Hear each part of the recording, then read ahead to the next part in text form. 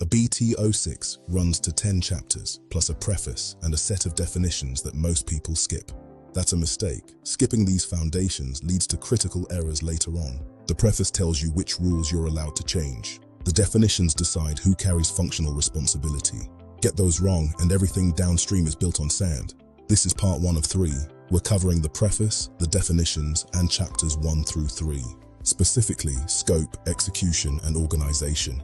Start with the preface because it changes how you read everything else. ABT 06 is built on what it calls a reasonable balance between rights and obligations, a financially optimized division of risk. The document says plainly that amendments to these conditions should be avoided. But not all conditions are equal. Framework conditions leave room for the parties to agree something different. They're identified by wording like, unless otherwise prescribed, and the paragraph is marked with an asterisk. Every other condition is absolute. Before you negotiate a clause, check whether it carries an asterisk.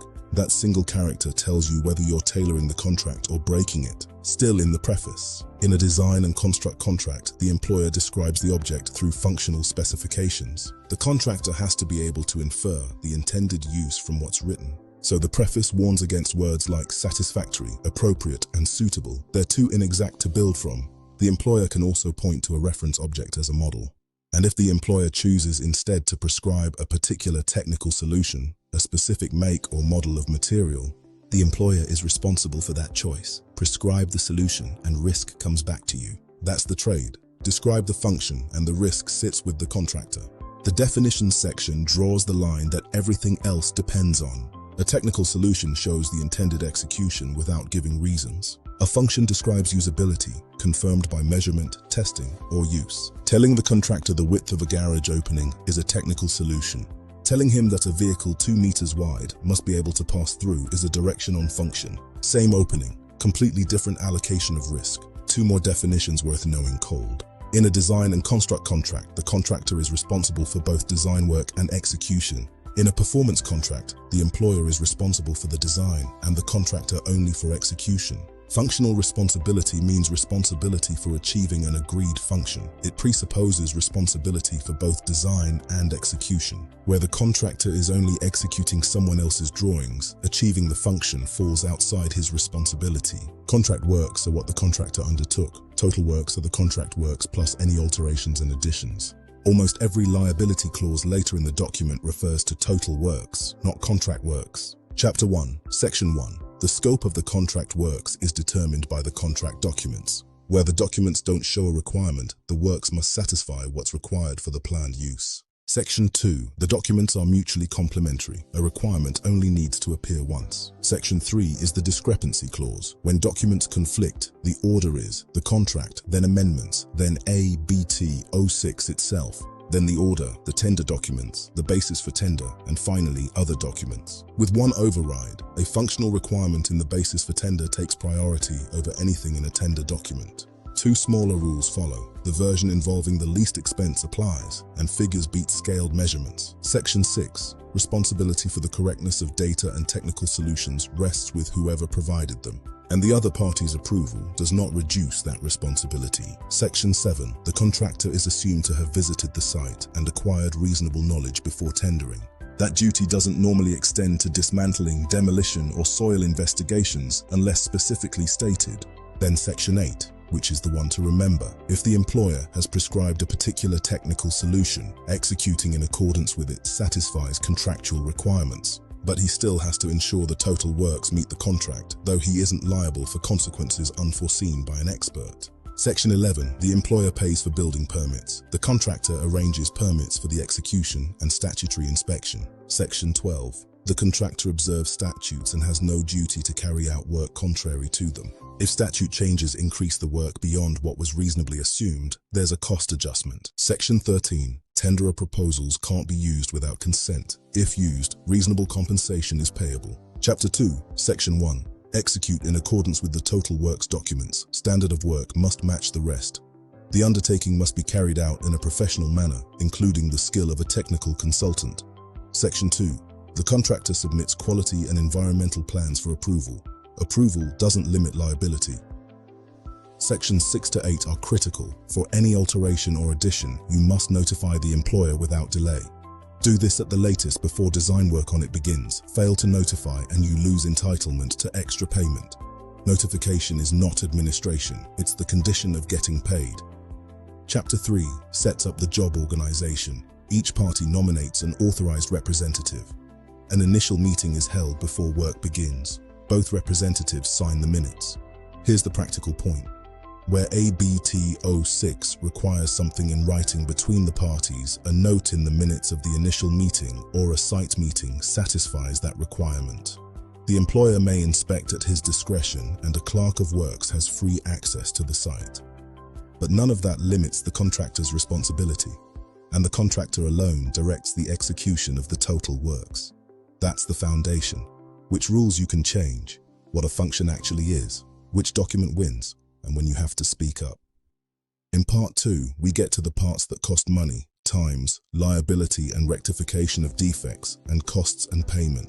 Kingsley Amafua, your host, signing off. Do not forget to subscribe, like, share and comment. Part 1 covered what the contract is. This part covers what it costs when things go wrong. Chapters 4, 5 and 6, times, liability for defects, and costs and payment. Almost every dispute you will ever have under ABT 06 lives somewhere in these 3 chapters. Chapter 4, Section 1. The contractor plans the contract works so they can be completed within the contract period, and reports that plan to the employer as a time schedule. Because this is a design and construct contract, the design work and the execution are both integral parts of that schedule.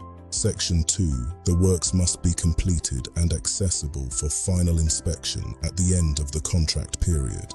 Testing and adjustment count as part of that. They have to be finished within the time for completion, unless a suitable season or the commissioning of the works has to be waited for. If the contractor can foresee that postponement at the time of the agreement, he must show it in the time schedule. Section 3 lists exactly what earns an extension of the contract period. 1. Circumstances due to the employer or to some state of affairs on his side. 2.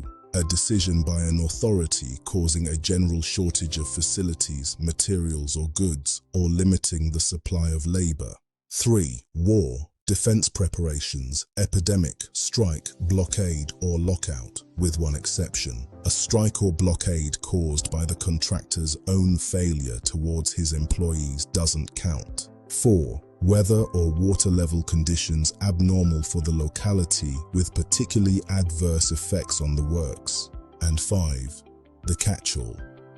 Other circumstances not the contractor's fault, which he could not have been expected to anticipate and whose effect he could not reasonably eliminate. Note the word abnormal in ground 4. Bad weather isn't enough, it has to be abnormal for that locality. Section 4. Each party notifies the other without delay of any circumstance it realizes would disrupt the time schedule or delay the works. Fail to notify and you generally lose the right to rely on it, unless the other party already knew or ought to have known. Section 5. After notification, the parties try to agree the adjustment to the contract period. Section 6 covers acceleration. To avoid or reduce an extension, the contractor must take action at the employer's expense, so far as he can without substantial inconvenience to himself. Acceleration is ordered in writing before it begins, and if the employer refuses an extension and the contractor accelerates anyway, he's entitled to compensation if it later turns out he would have been entitled to the extension. He must notify in writing first with the estimated cost. Section 7, and this is the number people quote most often. The period of liability is 10 years from approval of the total works, and it begins with the guarantee period. The guarantee period is 5 years for the total works. For special materials and goods, it's 2 years. If the contractor has received a longer guarantee from a supplier, that longer period applies between contractor and employer as well. 2 extension mechanisms follow. If the contractor delays a substantial time in rectifying defects after final inspection, the inspector can extend the guarantee.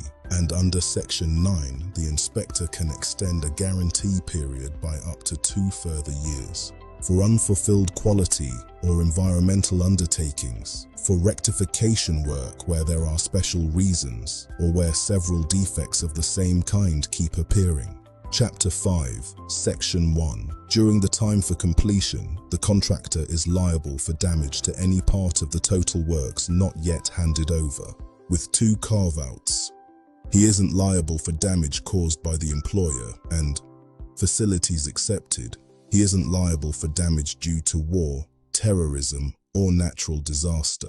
Section 3. Liquidated damages. For each week or part week the contractor exceeds the contract period, he pays liquidated damages as set out in the contract documents. Where liquidated damages have been agreed, the employer can't claim other damages for the delay on top.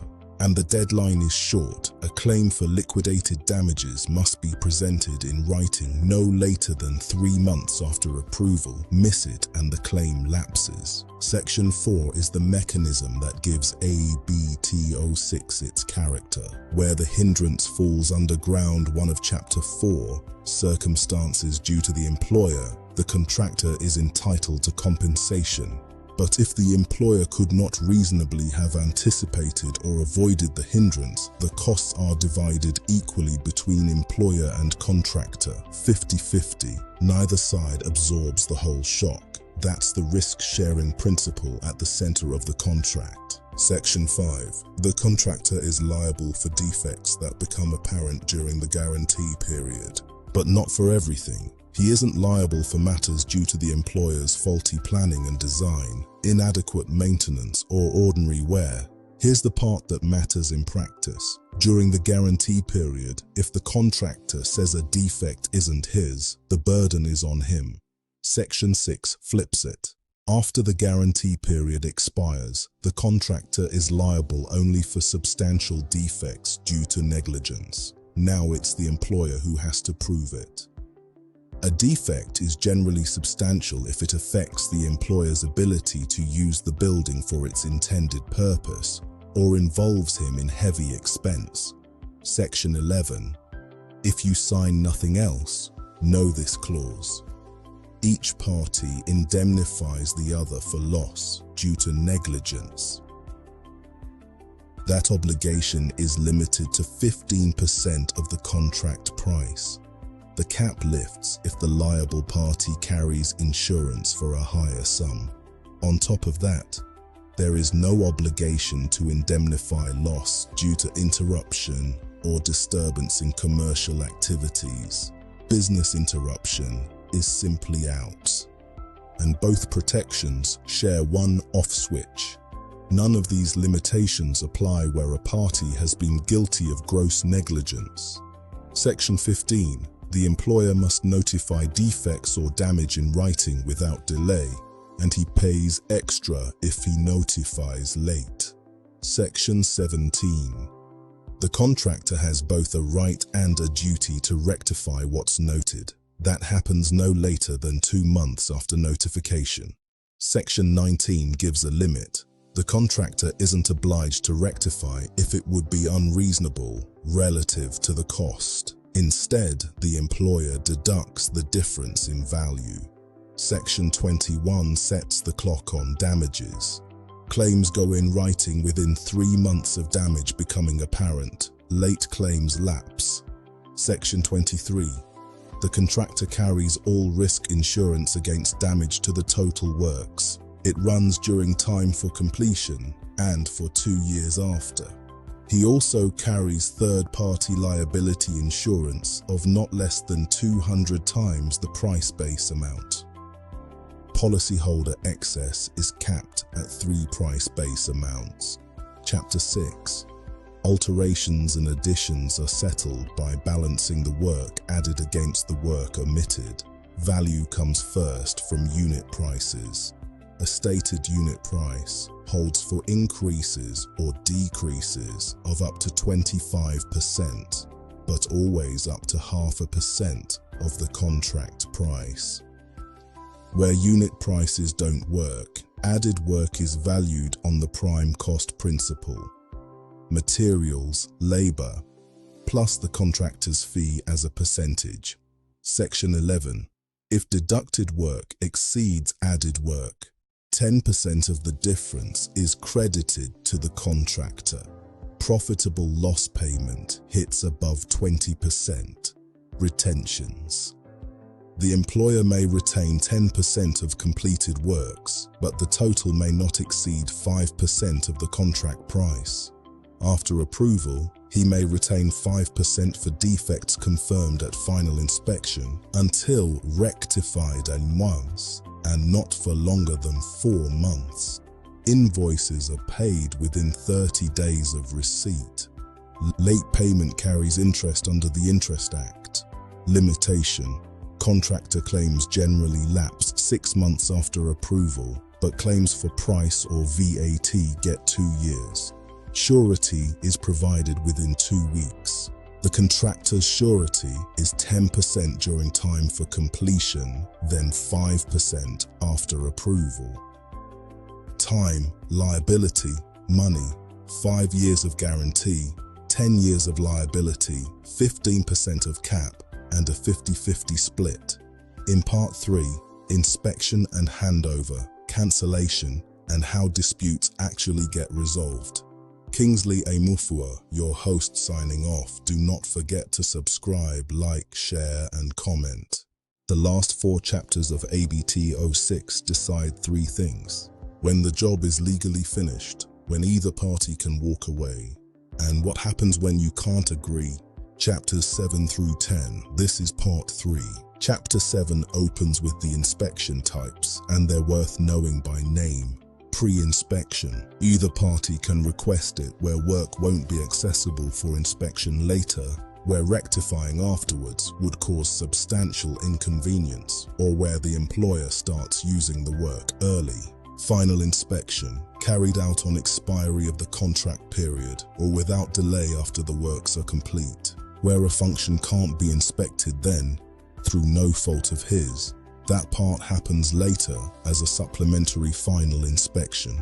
Guarantee inspection, called by the employer before the shortest guarantee period expires. Special inspection, either party can call for it after the time for completion about defects raised or the work status. And re-inspection, to check whether a defect has actually been rectified. If the contractor calls for re-inspection and it doesn't happen because of the employer's omission, the defects are regarded as rectified. Section 7. The inspector is a competent person appointed by the employer, or jointly. They must be objective in performing the duty. If you don't accept an inspection, Section 6 gives you arbitration inspection. It replaces the inspection that prompted it. The deadline is tight. Arbitration inspection must be called for within 3 weeks of receiving the inspection report. It's carried out by a jointly nominated person or by a panel of 3, one appointed by each party. Majority opinion prevails, and where all 3 differ, the chairperson's view stands. The CCC will nominate if needed. Section 11. The inspection assesses whether the works comply. It does not include a separate assessment of design work. Beyond the defects noted in the report, the employer may only allege 4 categories. Outside those 4, it's closed. Hidden defects. Ones that existed but weren't noticed and shouldn't have been. Defects that can only be established by measurement, testing, or use. Defects notified in writing within 6 months from the completion, or 18 months if the defect is substantial. And defects raised at an inspection carried out under a statute during the guarantee period. Section 12. At final inspection, the inspector approves the total works unless defects exist. But minor defects of limited occurrence do not prevent approval, nor do defects from pending adjustments. On approval, the works are handed over, effective from the date of the final meeting where approval is announced. If the works aren't approved, the inspector prescribes a continued final inspection and must state his reasons. If the final inspection doesn't happen on time due to the employer, the works are considered approved and handed over. Section 13. The report records defects in the inspector's opinion and objections the employer raised. Parties must have a chance to comment. The report is submitted without delay and no later than 3 weeks after the inspection. Section 15. As a rule, the employer pays the inspector. Where nominated jointly, the parties split it equally. The contractor pays for continued or suspended final inspections, re-inspection, or a confirmed defect he's responsible for. Chapter 8. Cancellation applies to the remaining works, and it's always in writing. The employer has 11 grounds. The recurring themes are delay, defective performance, insolvency, and security. Delay so severe the works manifestly can't be completed in the contract period, provided it causes substantial inconvenience. Failure to resume work on time. Essential parts not executed in accordance with the contract, with defects not rectified. Bankruptcy or insolvency, where adequate surety isn't provided immediately. Failure to provide stipulated surety at all. Assignment of the contract without consent. Death or incapacity, unless a successor can complete. Substantial war or disaster damage to works, or suspension so prolonged that the basis of the contract is disrupted. Section 2 gives the contractor 9 grounds: failure to pay, insolvency, or failure to provide surety. Section 3. Instead of cancelling, he can give written notice and suspend the works for up to 1 month. Within that month, he tells the employer whether he's resuming or cancelling. Resuming earns him an extension and costs. Section 5. On cancellation, the value of the executed part is credited to the contractor. Either party can request a valuation. On no-fault grounds, the contractor is also credited for ordered materials not yet incorporated and for subcontracts. Sections 6 and 7. If the employer cancelled on default, the contractor indemnifies the increased cost of completing. If the contractor cancelled on employer default, the employer pays for the completed part and indemnifies loss. Claim within 3 months. Chapter 9. Disputes go to a public court if the amount is not in excess of 150 price base amounts. Above that, arbitration. A dispute does not entitle the contractor to suspend the works, and it doesn't entitle the employer to retain unaffected sums. Either party can still go to court for payment of any undisputed mature claim. Chapter 10 is the fast route, and it only works if both parties agree. They jointly appoint an arbitrator. Each party then has 1 week to set out its position in writing, with supporting documents sent to both sides. Each is then entitled to comment once on what the other has alleged within a week. The arbitrator decides within 4 weeks in writing with short reasons. Each party carries its own costs. The decision binds the parties unless a complaint takes it to court. Complaint must be in writing within 1 month. If neither party complains in time, the decision is treated as accepted and the question is finally settled. If a party starts court proceedings on the same question, the simplified procedure stops, and that party pays the arbitrator's fee. That completes all 10 chapters. Part 1 gave foundations. Part 2 gave time and money. Part 3 gives the end game. Read the whole document. But if you remember the deadlines, 3 weeks, 3 months, 6 months, you'll avoid the most common errors. Kingsley Amufua, your host, signing off. Do not forget to subscribe, like, share, and comment.